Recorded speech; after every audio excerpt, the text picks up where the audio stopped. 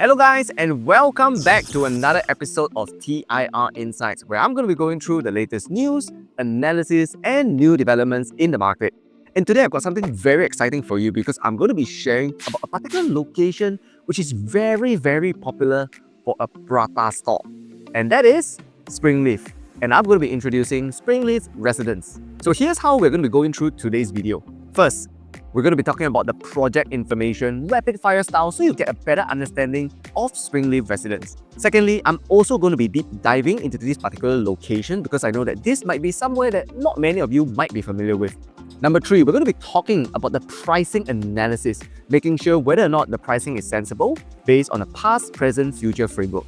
And of course, number four, I'll be sharing with you reasons why I will buy and reasons why I will not buy Springleaf Residence. Now, before we start the video, it will really help me if you can just like and share this because it tells the algorithms that you enjoy videos like this.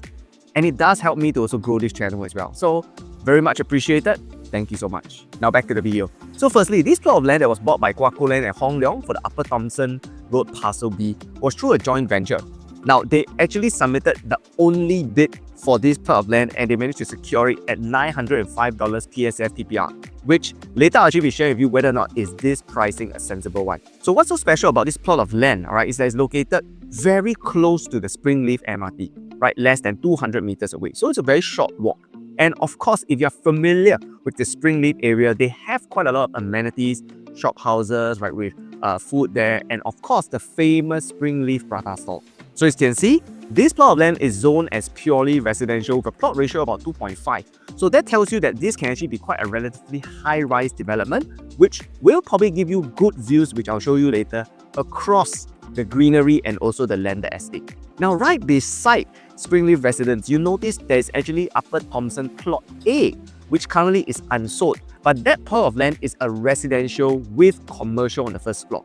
So that to me is something to look forward to because it adds a new level of rejuvenation, especially to this area, whereby most of the amenities here, I would say, are relatively old school.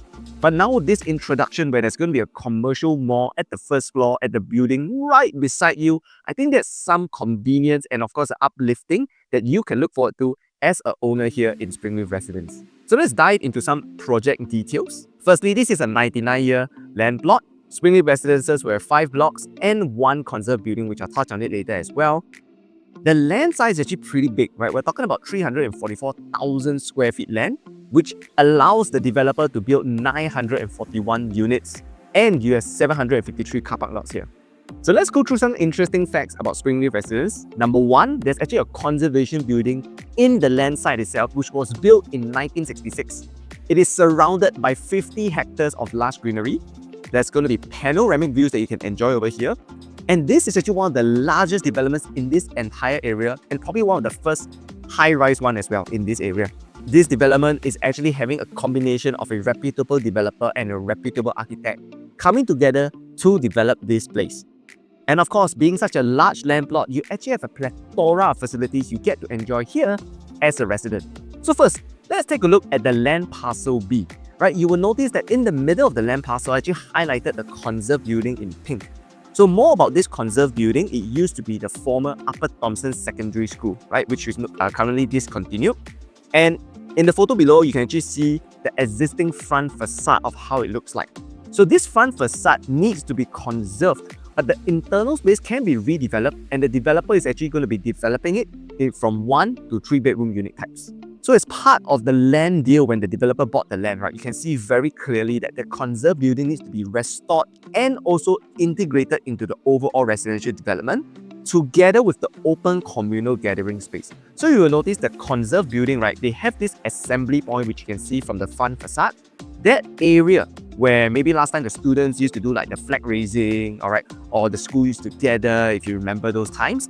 Yeah, that area needs to become an open communal area for residents to enjoy.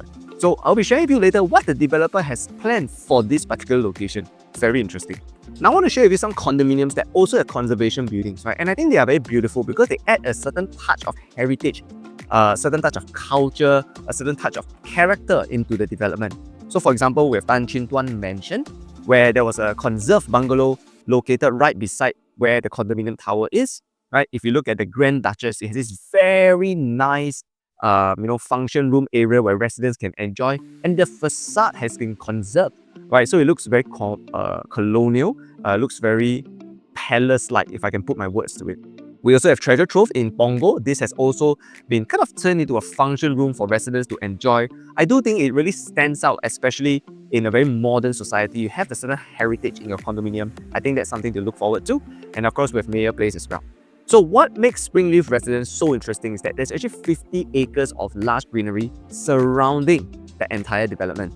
So all this large greenery actually belong to where the Central Catchment Reserve area is, very close to where the Bukit Timah Nature Reserve is. And this central portion is very important. Why? Because if you notice, there's actually a huge population of endangered species here. That is why, as part of the land deal, when the developer bought the land, there were some requirements for the developer when it comes to the construction not to disrupt the flora and fauna in this particular location. So if you're a nature lover, I think this is something definitely you will be able to appreciate. Now, because you're surrounded by 50 acres of large greenery, you can only guess that you will be able to enjoy panoramic views from a 360 point of view, right? So to the north, this is something that you can enjoy. Towards the east, you'll be overlooking the Springleaf landed estate. So you can see towards the south, right, you have an unblocked view. Same thing, even towards the west, you also have an unblocked view, even with some hints of water bodies that you can enjoy. So as a nature lover, I believe you will definitely want to be in a development like this where you can not only enjoy the serenity of being away from the main hustle and bustle in the city, but you get to set your eyes agaze on such large greenery. Now let's talk about this particular development that we're in. Okay, within a 1 kilometer radius of Springleaf MRT, there are a few developments, right? 7 existing developments in total, but what you will notice is that all of them are small developments, right? When I say small, I mean below 300 units. However, Springleaf Residence with 941 units will add a new breath of fresh air to this entire location. And why are large developments so popular is because they tend to attract families. Why is that so? Is because the larger the development is, as you can only guess, there's going to be more facilities. And when there's more facilities, naturally families tend to drift towards them because their children get to enjoy the facilities. So this particular development, like I mentioned, is a combination, right? A joint partnership between Guacoland and Hong Leong, right? Which both are also under the same umbrella, so a reputable developer, alongside ADDP, which is a very reputable architect. So I want to show you, right, the last time that both of them came together and developed a condominium, they have Martin Modern. So you will notice Martin Modern located in River Valley, right in the heart of the CCR in the city area. As you can only guess, staying in these kind of locations, you are inside a concrete jungle. So what the ADDP architect designed Martin Modern, you can notice that they actually put a lot of hints of nature, greenery. They enhance the landscaping, right? Soften it so you don't feel like you are in a concrete jungle anymore when you come home. And I think for someone, especially if you're working long hours, 9 to 5, right? Monday to Friday, you're in the city, you go to office. I think coming back home, escaping into somewhere that is a little bit more like nature, right? There's serenity to it, there's peace to it. I think this is something that you will definitely appreciate and enjoy as well. So let's talk about the interesting facilities you get to enjoy here at Springleaf Residence. So you notice from the site plan, all the facilities have actually been isolated to one corner. Now this is very smart because the developer, remember, as part of the building plan, that open area in front of the conserved building needs to be an open communal area. So why not just tuck away all the facilities there, make it convenient for all the residents? So I want to show you some of the interesting facilities you get to enjoy here. First, right in front, where it used to be the assembly point for the former secondary school, it has been converted into a grand lawn with a 125-meter running track. So if you're training for your 2.4, if you're training for high rocks, I think this is a location you probably will appreciate and you're going to be spending a lot of time in. Next, we have the ECA house, right? For some of you watching this video right now, if you don't understand what is ECA, you are probably from the newer generation, right? But the older generation, talk to your parents, to your grandparents, they probably remember when what is currently known as CCA was known as ECA, right? So people went there, choose their CCAs that they want to join in the school. So the ECA house has actually been converted as well. Now it's been turned into kind of a clubhouse, right? So in this particular clubhouse, there's going to be 3 different function rooms that can be booked alongside a kitchen area as well. So just imagine, right, if you're having your housewarming, if you're having a birthday party, right, and maybe you want to do something different, you can actually invite a private chef in. It's a fully functional kitchen for them, right? It is like a chef's playground, right? And you can book not only one, but you can book even up to 3 different function rooms to host your guests. So yeah, pretty interesting design for what the developer has done. Another interesting facility that they have over here is a tennis court, right? Nothing too special there, but it is the recreational court that I want to bring attention to. So on the site plan itself, cannot really see clearly what is the recreational court, but if we look at some of the artist impressions given by the developer, you notice that you see a half-court basketball court. Now that to me is something that will appeal to a lot of heartlanders, right? So heartlanders meaning people staying in HDB estates, because these are facilities that I think resonate with them, facilities that they will probably use more often. Also, something interesting the developer has actually incorporated into the development itself as part of being a homogeneous connection with nature are these 2 areas at the corners, if you can see from the site plan, called the forest trail. So what the forest trail is literally as it sounds, it's like a walk through the forest. Now, I went online to check on certain condominiums that have some forest trail features to share with you. So I've attached one here for you to take a look at. But do take note, this is not the actual artist impression for Springleaf Residence. So now let's talk about the floor plans that we have in Springleaf Residence. So first, we have a 2-bed, 1-bath. Nothing much to really shout about it. Very efficient layout over here at 527 square feet. Dumbbell layout, pretty straightforward. But I want to highlight the 2-bedroom unit, right? The 2-bed, 2-bath to be specific. At 646 square feet, I think this is very, very efficient in the way they have planned it. Why do I say so? Is because first look at the kitchen. It is not the usual open concept, flush to the wall kitchen. This allows you for a much broader perspective, if you can see over here, and you can easily enclose it just by putting a glass sliding door right in front. So I think this is really different from most 2-bed, 2-baths in the market where you kind of have that tunnel vision walking through that long corridor at the entrance. But by doing so, the developer has widened the perspective when you walk into the unit. And of course, when you go towards the dining area, notice how here, even for a 2-bed, 2-bath, you can fit a 6-seater dining table. This is because Springleaf Residence is a harmonized project, meaning to say the aircon latch is no longer counted in your strata area. Hence, the developer is able to put that aircon latch space into the dining area, into the corridor space to really widen things. That's why this 2-bedroom layout is something that you don't really see in the current market today. So kudos to the developer. Next, we have the 3-bedroom, 786 square feet. This is like a compact 3-bedroom, and if you were to ask me, it is almost like the 2-bed, 2-bath with an extra bedroom, right? So you can see very efficient layout over here, dumbbell concept as well. The kitchen area adopted that same principle we had in the 2-bed, 2-bath.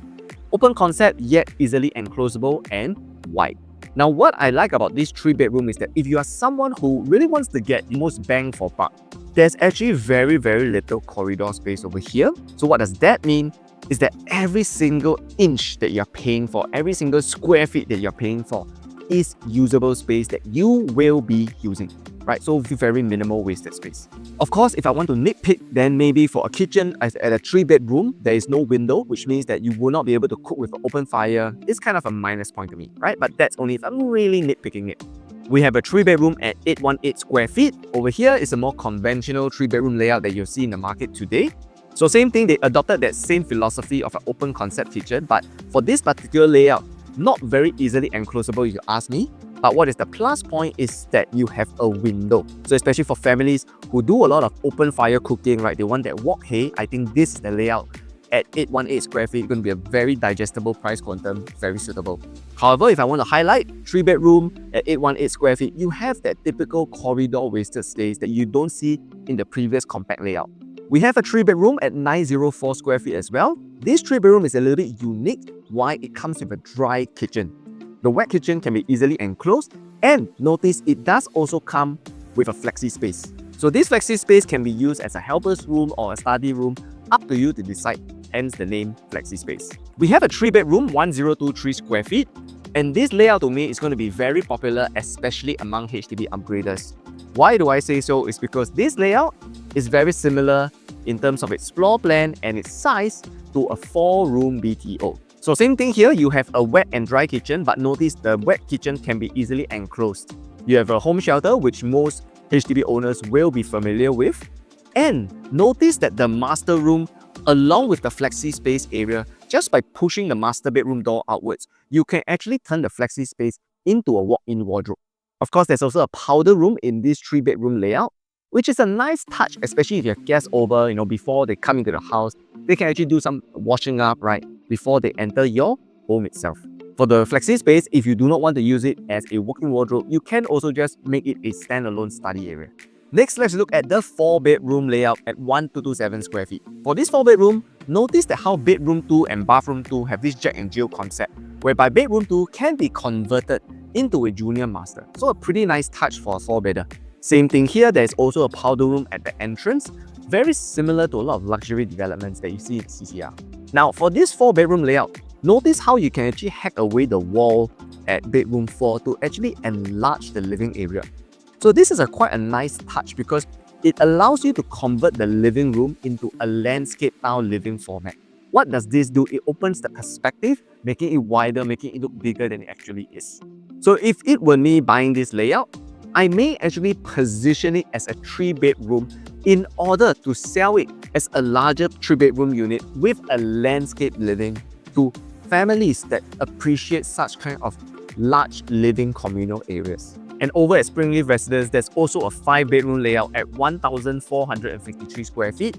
So the 5-bedroom layout is the only one that comes with a yard area in the tower blocks. And notice that there's actually no dry kitchen here. So for the 5-bedroom layout, it does allow you to have 2 junior masters. So of course, there's a dedicated junior master bedroom that's already been designated. But where bedroom 3 is and bathroom 3, same thing, there's this Jack and Jill concept. So bedroom 3 can also become a junior master. So in this 5-bedroom layout, I think it's quite effective in terms of the use of space, right? Actually, there's very minimal corridor space, and you have that potential to have 2 different junior masters. So this allows for multi-generational families, especially families who are living maybe in the Springleaf landed estate, looking to right-size into a smaller unit. I think this is something that allows them to fit the whole family in at a very digestible quantum. Notice the 5-bedroom master bedroom does have a dedicated walk-in wardrobe. And same thing here with the 5-bedroom, right? They have multiple walls that can be hacked, especially at bedroom 3. Same thing, you can open up bedroom 3 and the living area to have that landscape living format. Now guys, let's talk about the location of Springleaf Residence, because this might not be something that most of you are familiar with.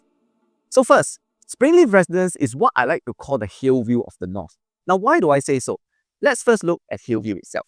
Beside the condo enclave, you have a landed estate, and of course, you are surrounded by lush greenery. And of course, towards the north, you also have the army camp, which is specifically CMPD. And one unique feature that makes Hillview similar to Springleaf is that Hillview is what I call a stepping stone district. So what is a stepping stone district? Basically, like the name sounds, it is a district where HDB upgraders can use as a stepping stone towards the district they aspire to stay in. So for example, residents staying in Bukit Batok, Choa Chu Kang, UT, Bukit Panjang, all the HDB upgraders here, they aspire to stay in maybe Bukit Timah, 6th Avenue, Holland Village. But the initial jump from the HDB is too big, hence Hillview acts as a stepping stone district, right? So first from the HDB to Hillview and then eventually to, for example, Bukit Timah. We see the same thing happening here at Springleaf, right? So right beside the Springleaf MRT is going to be a future condominium enclave. We have a landed estate in pockets around this area as well. And of course, it's surrounded by lush greenery. And towards the north, we have the Nee Soon Army Camp. Same thing here, Springleaf Residence acts as a stepping stone district, specifically for HDB upgraders in Woodlands, Yishun, Canberra, Marsiling, Khatib, and as a stepping stone for them to enter places like Newton and Novena. Now I want to bring your attention closer to where Springleaf Residence is, because you notice the plot of land is actually surrounded by a lot of greenery. However, if we look at the master plan, you will notice that east of it is actually designated all as residential. So what does this mean specifically is that you can anticipate the government is going to be developing this particular location as potentially a new township for this area. Similar to what we have seen in Hillview, where the greenery, a portion of it has been designated for residential land and pockets of land have been being sold during the government land sales exercise. So what does this benefit you as a homeowner is that as the future land prices are being sold at higher prices, it does provide a capital uplift towards your property. Now let's look at the pricing analysis using a past, present, future framework. So first, let's talk about Upper Thomson Road Parcel B, where Springleaf Residence is at. The developer bought the land for $780 million, and that works out to a break-even of around 1,801 PSF. Now, the potential sale price based on this break-even, I estimate the launch pricing is probably going to be around the range of 2,000 PSF to 2,001 PSF, which by the time you're watching this video, Springleaf Residence will already be undergoing its preview and launching soon, so we already have some indicative pricing from the developer. Now, this is the indicative starting prices shared with us from the developer. So 1 bedroom starting at only 878 square feet, 5 bedrooms only at 3 million, right? 4 bedrooms at 2.44 million. And if we average out all the PSF, you notice the PSF is $288 PSF. So that only tells you very similar my calculation based on the land plot, which only tells you the accuracy of the calculation itself. Now let's look at some of the past prices. And to me, it is only fair if we compare with large-size developments, specifically in the northern OCR area. One of them is North Park Residences. You can see that the number of units is very similar in terms of size to where Springleaf Residence is. The recent 3-bedroom transaction at 969 square feet transacted for $1,925 TSF, or a price tag of around $1.865 million.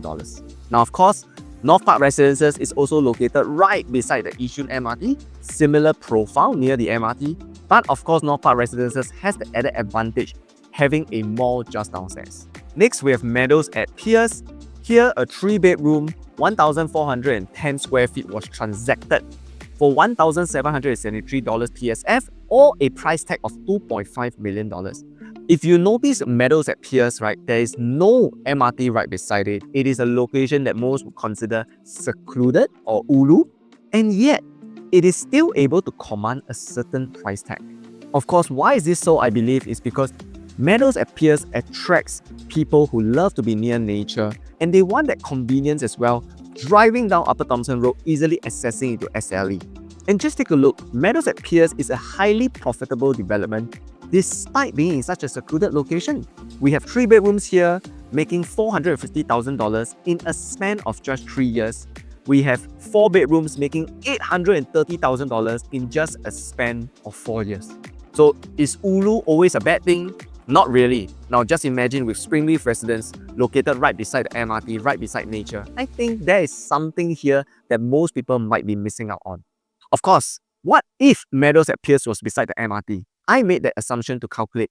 That means Meadows at Pierce should be commanding a PSF of around $1,973 TSF, or a price tag of $2.782 million, which, if we work out the average, works out to an average PSF for past older developments at $1,949 PSF, or a price tag of $2.323 million. Now let's look at some of the present available developments in the market, which are largely new launches or projects that are going to TOP soon. And the best comparison is the Lentor area. So first, we have Lentor Mansion, a 3-bedroom, 818 square feet, transacted at $2,138 TSF, or a price tag of almost $1.75 million. Next, we have Lentor Central Residences, 3-bedroom here, 915 square feet, $2,197 PSF, or a price tag of $2.01 million. With Hillock Green, 904 square feet 3-bedroom, $2,274 PSF, or a price tag of $2.056 million.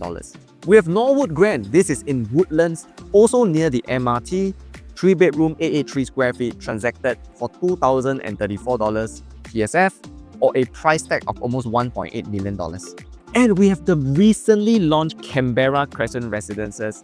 Average transactions here, 3-bedroom, 872 square feet, PSF-wise, $1,974 PSF, or a price tag of $1.721 million.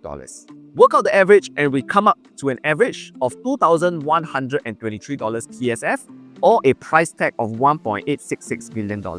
Now let's look at some of the future pricing, and I believe it is only fair to compare with suburban OCR developments. So what do I mean? I believe the OCR area can be categorized into suburban OCR and prime OCR. So for example, in my previous videos, I compared with Chuan Grove area, I compared with Bayshore areas. These to me are prime OCR areas where the closest comparisons would be the city fringe and certain CCR properties.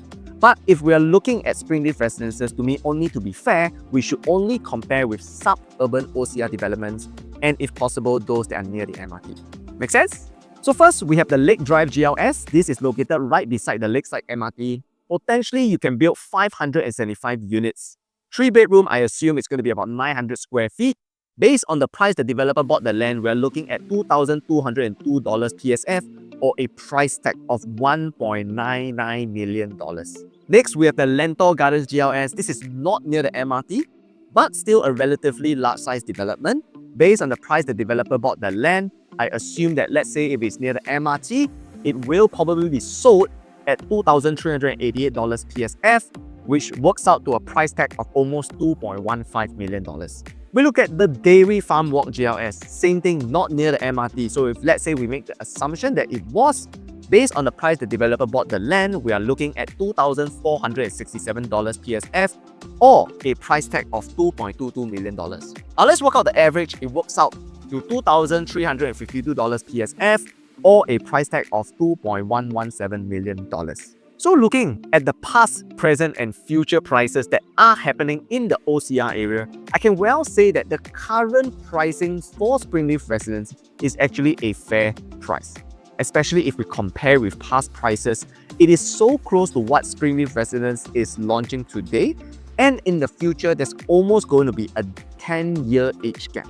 So when looking at past prices, I think what's available at Springleaf Residence is a goal to me. When looking at present prices, I also believe Springleaf Residence presents an opportunity to get it below what current pricing is.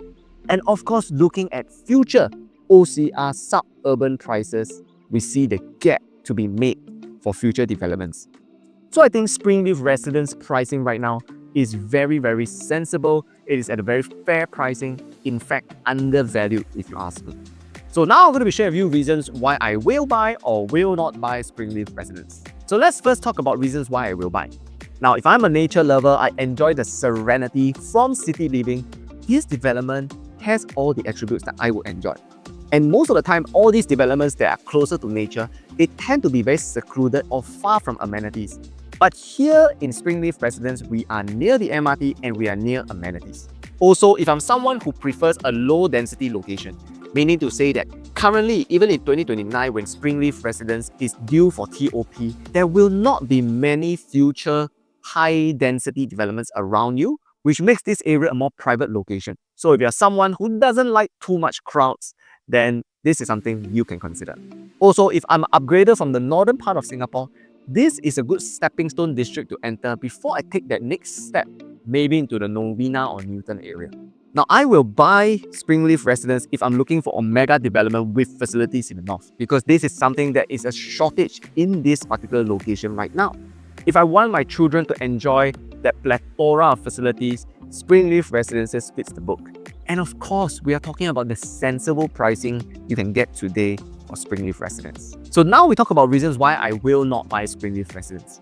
Now, after doing the research, there's not many reasons why I will not buy Springleaf Residence. But if I were to really nitpick about it, to be fair, there are no primary schools within 2 km, which if I'm a parent, that might create certain inconvenience if I have to send my kids to school every single day.